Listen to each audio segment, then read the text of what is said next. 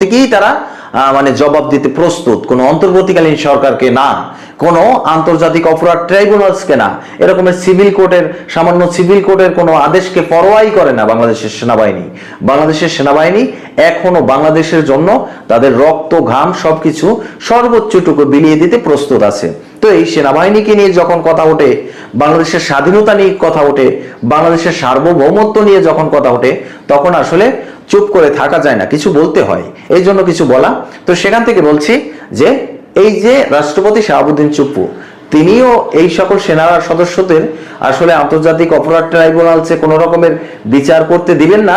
বাংলাদেশের সেনাবাহিনী যারাই আছেন, তারা জামাতের হোক অন্য যে দলের হোক, সেনাবাহিনী ওই জায়গায় মানে সেনাবাহিনীর ড্রেস যখন গায়ে থাকে, বাংলাদেশের সেনাবাহিনীর ড্রেস, তখন তার জন্ম যদি সেই যে গোলাম আজমের মতন রাজাকারের দ্বারাও হয়, মানে সেই রাজাকারের রক্ত যদি সেনাবাহিনীর শরীরে থাকে, তার ভিতরেও দেশপ্রেম থাকবে, তার ভিতরেও দেশকে রক্ষা করার জন্য যে ভালোবাসা থাকা দরকার, যে আগ্রহ একাগ্রতা থাকা দরকার, সেটা থাকবে। এটা বাস্তব কথা, কারণ সেনাবাহিনীর ওই পোশাকটাই এই সবকিছু এনে দেয়।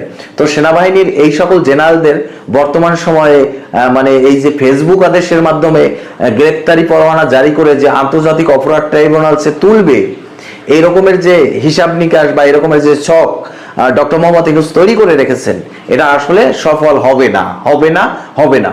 এ তিনবার বললাম। বরং উল্টো ডক্টর মোহাম্মদ ইউনূস ধসে পড়ে যাবেন, টপকে যাবেন, ছিটকে পড়ে যাবেন।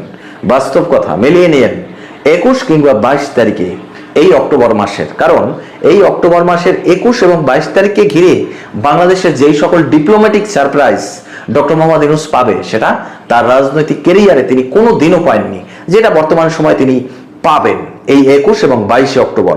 এছাড়াও বর্তমান সময় আওয়ামী লীগের যে মাথা চাড়া দিয়ে ওঠা, বর্তমান সময় আওয়ামী লীগের যে বিক্ষোভ মিছিলগুলো দেখবেন, সেই বিক্ষোভ মিছিল এখন আর জটিকা মিছিল নাই। প্রত্যেকটা বিক্ষোভ মিছিলে 8-10 হাজার নেতাকর্মী অংশগ্রহণ করছে, সেখানে জনসমাগম করছে, 250 থেকে 300 নেতাকর্মী গ্রেপ্তারি করছেন এক একটা বিক্ষোভ মিছিল থেকে। তাহলে সেই বিক্ষোভ মিছিলের আয়তন কতটা দীর্ঘ, সেই বিক্ষোভ মিছিলে কত জনসংখ্যা ছিল, সেগুলো হলো প্রশ্ন। এছাড়াও বর্তমান সময় সাবেক প্রধানমন্ত্রী শেখ হাসিনা তার যে ভয়েস, সেই ভয়েসের ভিতরে আপনি শক্তির টোন খুঁজে পাবেন। কোথা থেকে আসলো এই শক্তি, কে দিল, এই সকল বিষয় সবারই অজানা। হিডেন পাওয়ার, শেখ হাসিনার হিডেন পাওয়ার, এই হিডেন পাওয়ার গুলা কোথা থেকে আসে? আপনারা তো জানেন শেখ হাসিনা দীর্ঘ 17 বছর এক টার্ম ক্ষমতায় ছিলেন, তার আগে আরো 5 বছর বাংলাদেশের ক্ষমতায় ছিলেন। তো টোটাল এই যে 22 বছর তার রাজনৈতিক ক্ষমতায় থাকা, তার রাজনৈতিক ক্যারিয়ার তো অনেক লম্বা, 22 বছর বাংলাদেশের ক্ষমতায় ছিলেন। তাহলে